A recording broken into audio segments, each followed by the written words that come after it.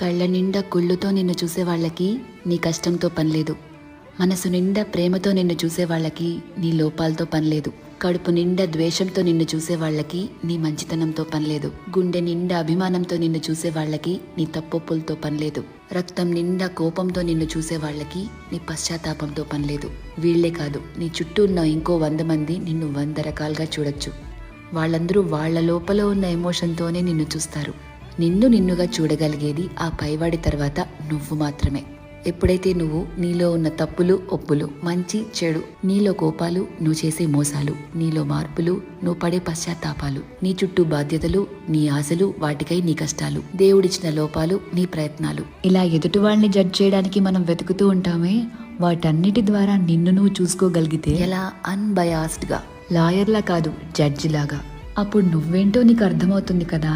అదే self awareness అంటే. Self awareness నీకు చాలా ప్రశాంతతనిస్తుంది.